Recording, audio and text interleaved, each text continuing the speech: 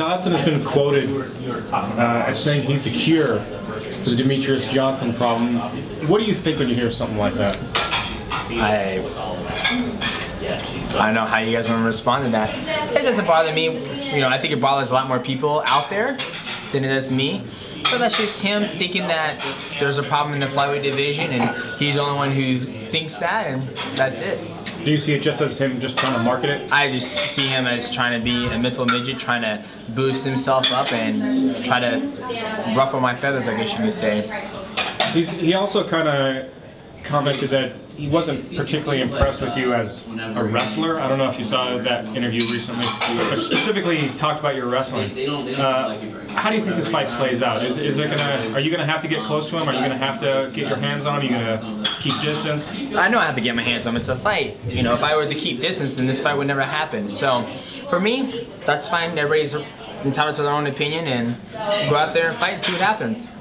Which one do you think it is? I know it's been a long time since that fight has happened, but what do you still remember from that fight? I mean, was there anything that really challenged you? I mean, that was so long ago. It feels like you've evolved so much since that point. I mean, were there things that you learned about him then that you think you still have to worry about now, or do you think you're going to see a different fighter? I would assume that I'm going to see a totally different fighter, and I'm prepared for the totally different fighter, or if the same fighter shows up, the guy who's just trying to knock your block off. With that being said, just go out there and fight and see what he's trying to do. Like, each time I go out there and fight, I try to systematically break down and see what my opponent's trying to do. And for him, he tends to go about doing things the same way, looking for you to overextend and knock you out. And we talked a little bit about his power earlier. Do you think he's the strongest puncher that you've fought? Let me think back. Brad Pickett hits pretty hard too. Pretty hard to say. Pickett can hit it. He can punch. Man, he's got a whopping on him. You know. Granted, I took both their shots in different. You know, it's different. You know, if I was to take a shot standing like this from both guys, you know, I'll probably say Pickett. If I was to take a shot from both guys and go like that, it's totally different. So it's hard to say. And when you kind of mentioned that a little bit earlier, the shots that he did get you, and then it kind of, you know, you either went down or whatnot. Did you attribute that to it was bad footing on your part? Was it? I mean, it was him taking advantage of me overextending. You know, when we sit down and watch the fight, if you sit down and watch that fight, and let's say you watch that fight, the complete fight, right? And you blemish out those 3 knockdowns, and you look at the fight as a whole.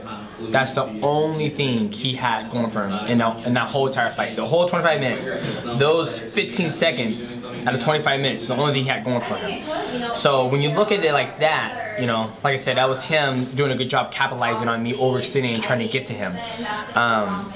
But yeah, that's how I contribute to it. So how do those knockdowns change your approach in this fight at all? Are you going to be a little more cautious, not open yourself up, or are you just going to try to replicate the same plan? Just go out there and fight. I mean, obviously, there's so many ways I can go about not trying to get hit in this fight, but that's not my style. My style is to go in there and use my skill set that I worked on so much, and just go out there and fight and see what happens.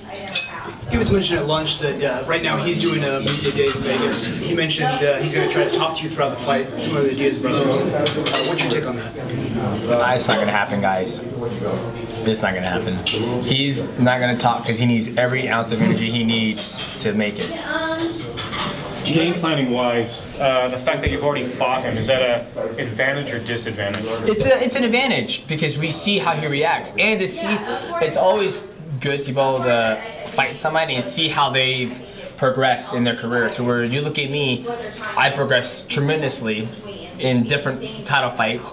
To where he's fought, honestly, the exact same way when he fights. I mean, you know, and there's nothing wrong with that. That's just the way he goes about doing it. So, you know, we were able to look at the past fight between me and him and see where I overextended and made my mistakes, and then be like, okay, just don't fucking reach. That's it. Is there a worry at all that you're depending on him fighting the exact same way that he? No, not at all. One of Matt's old coaches, when I was getting ready to fight Ian McCall for the second time, and he goes, and I go, well, Ian McCall did this, and he goes, doesn't matter. He goes, totally different fight. And the way our system, the way I was raised in my fight game is that first round you go out there and you test. You as an amateur, they're like, you got there and you test, because that's one of the things I love about fighting as an amateur, because that's how you truly test your skill, because you put your name on the paper and they're like, hey, you're fighting this guy. You show up, you have no idea what this guy is, if he's grappling or anything.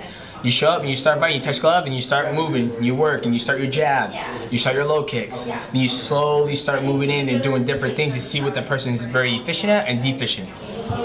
The last fight went 5 rounds, you know, and maybe that kind of empowered Dodson that he thought he could maybe talk and maybe show that it was closer than anything. Is a win all that's desired out of this, or is there more desire to maybe get a finish, get a submission, just so you can kind of say, all right, that's it? There's always a desire to finish somebody, especially since he's never been finished before.